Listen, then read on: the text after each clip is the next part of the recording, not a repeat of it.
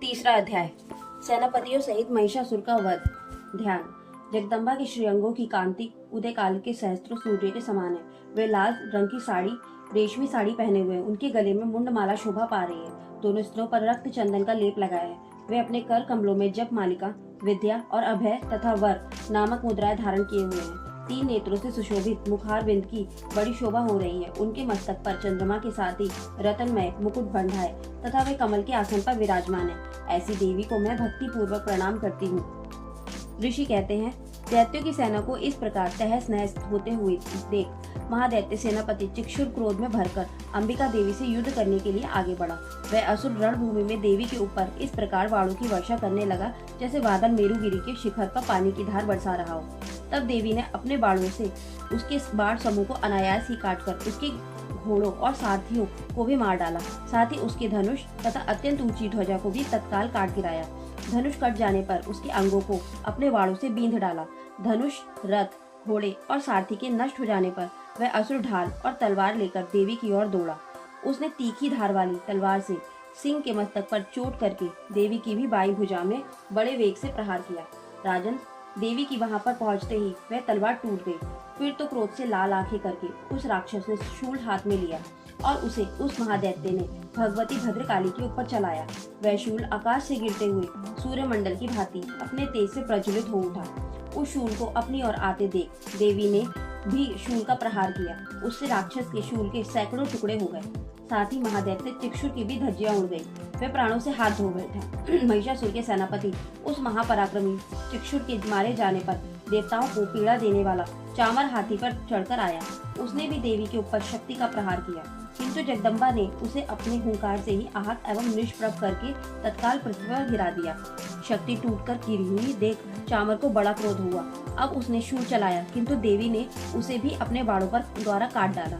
इतने में ही देवी का सिंह उछलकर हाथी के मस्तक पर चढ़ बैठा और उस दैत्य के साथ खूब जोर लगाकर बाहु युद्ध करने लगा। वे दोनों लड़ते लड़ते हाथी से पृथ्वी पर आ गए और अत्यंत क्रोध में भरकर एक दूसरे पर बड़े वेग भयंकर प्रहार करते हुए लड़ने लगे। तदंतर सिंह बड़े वेग से आकाश की ओर उछला और उधर से गिरते समय उसने पंजों की मार से चामर का सिर धड़ से अलग कर दिया।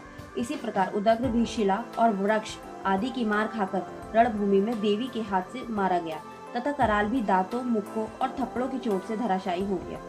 क्रोध में भरी हुई देवी ने गदा की चोट से उदक का कचूमर निकाल डाला।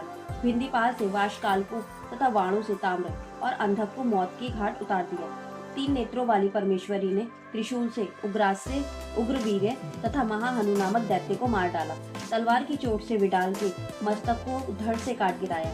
दुर्धर और दुर्मुख इन दोनों को भी अपने बाणों से यमलोक भेज दिया। इस प्रकार अपनी सेना का संहार होता देख महिषासुर ने भैंसे का रूप धारण करके पृथ्वी के गढ़ों को त्रास देना आरंभ किया।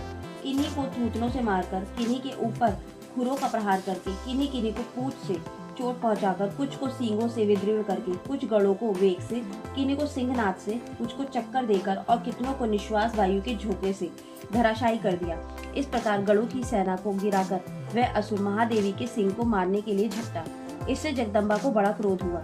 उधर महापराक्रमी महिषासुर भी क्रोध में भरकर धरती को खुरों से खोदने लगा तथा अपने सींगों से ऊंचे ऊंचे पर्वतों को उठाकर फेंकने और गर्जने लगा। उसके वेग से चक्कर देने के कारण पृथ्वी क्षुब्ध होकर फटने लगी। उसकी पूंछ से टकराकर समुद्र सब ओर से धरती को डुबोने लगा। हिलते हुए सींगों के आघात से विदृढ़ होकर बादलों के टुकड़े टुकड़े हो गए। उसके श्वास की प्रचंड वायु के वेग से उड़े हुए सैकड़ों पर्वत आकाश से गिरने लगे।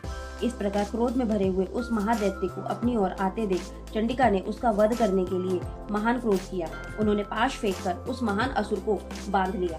उस महासंग्राम में बंध जाने पर उसने भैंसे का रूप त्याग दिया और तत्काल सिंह के रूप में वह प्रकट हो गया। उस अवस्था में जगदम्बा जो ही उसका मस्तक काटने के लिए उद्यत हुई, त्यों ही वह खड्गधारी पुरुष के रूप में दिखाई देने लगा। तब देवी ने तुरंत ही बाणों की वर्षा करके ढाल और तलवार के साथ उस पुरुष को भी बींध डाला। इतने में ही वह महान गजराज के रूप में परिणत हो गया तथा अपनी सूंड से देवी के विशाल सिंह को खींचने और गरजने लगा। खींचते समय देवी ने तलवार से उसकी सूंड काट डाली। तब उस महादैत्य ने पुनः भैंसे का शरीर धारण कर लिया और पहले की ही भांति चराचर प्राणियों सहित तीनों लोगों को व्याकुल करने लगा। तब क्रोध में भरी हुई जगन माता चंडिका का बारंबार उत्तम मधु का पान करने और लाल आंखें करके हंसने लगी। उधर वह बल और पराक्रम के मद से उन्मत्त हुआ। राक्षस गरजने लगा और अपने सींगों से चंडी के ऊपर पर्वतों को फेंकने लगा। उस समय देवी अपने वाणों के समूह से उसके फेंके हुए पर्वतों को चूर्ण करती हुई बोली। बोलते समय उनका मुख मधु के मद से लाल हो रहा था और वाणी लड़खड़ा रही थी। देवी ने कहा, ओ मूल, मैं जब तक मधु पीती हूँ तब तक तू क्षण भर के लिए खूब गर्ज ले। मेरे हाथ से यही तेरी मृत्यु हो जाने पर अब शीघ्र ही देवता भी गर्जना करेंगे।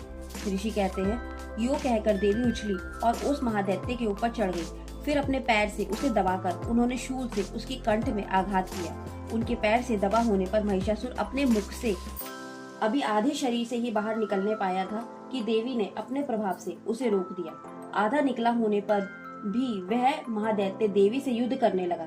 तब देवी ने बहुत बड़ी तलवार से उसका मस्तक काट गिराया। फिर तो हाहाकार करती हुई दैत्यों की सारी सेना भाग गई तथा संपूर्ण देवता अत्यंत प्रसन्न हो गए। देवताओं ने दिव्य महर्षियों के साथ दुर्गा देवी का स्तवन किया। गंधर्वराज गाना गाने लगे तथा अप्सराएं नृत्य करने लगी। इस प्रकार श्री मार्कंडेय जी पुराण में सर्वाणिक मनवंतर की कथा के अंतर्गत देवी महात्म्य में महिषासुर वध नामक तीसरा अध्याय पूरा हुआ।